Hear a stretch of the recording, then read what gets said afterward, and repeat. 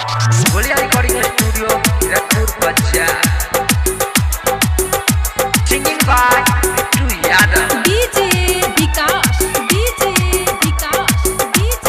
Vikas. Uttara, Uttara, Uttara, Uttara, Uttara. घनी लैला जाई करही गे छौरी नहर पर भोरे भोरे गे बाबू से कही के पढ़े के बहाना सखी के जोरे जोरे घनी लैला जाई करही गे छौरी नहर पर भोरे भोरे बड़ा जहां नहीं छियो पढ़ाई गे पढ़ छही घरे घरे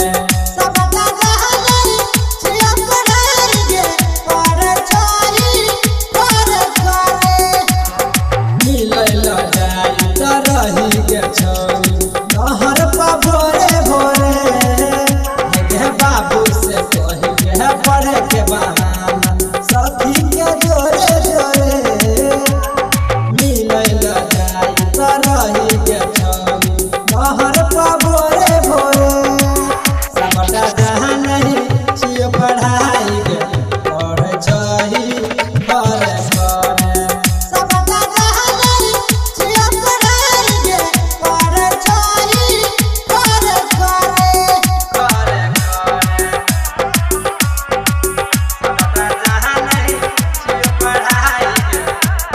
DJ Vikas, DJ Vikas, DJ Vikas. Uttara, Uttara, Uttara, Uttara,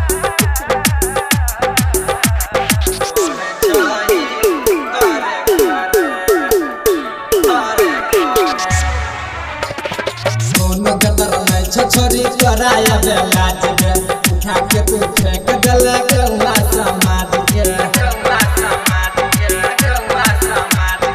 सोनो गदर में छोरी कराया बेला जगे उठा के तू फेंक दले गौवा समाज के तत तोहर इच्छा बारे बारे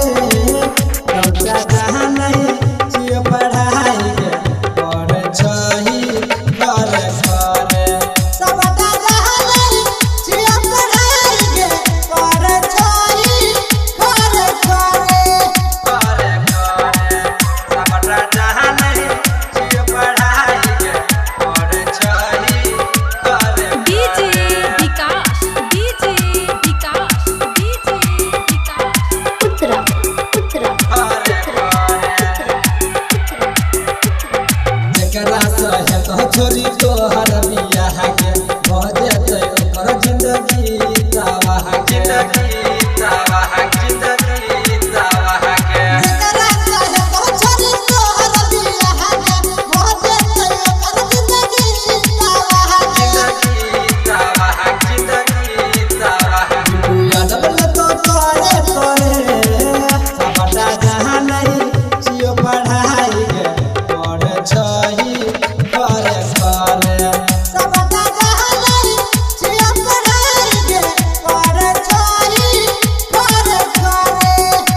गे मिलल जाई करही के छौरी नहर पर भोरे भोरे गे बाबू से कही के पढ़े के बहाना सखी के जोरे जोरे गे मिलल जाई करही के छौरी नहर पर भोरे भोरे सबटा जहां नहीं छियो पढ़ाई के पढ़ छही घरे घरे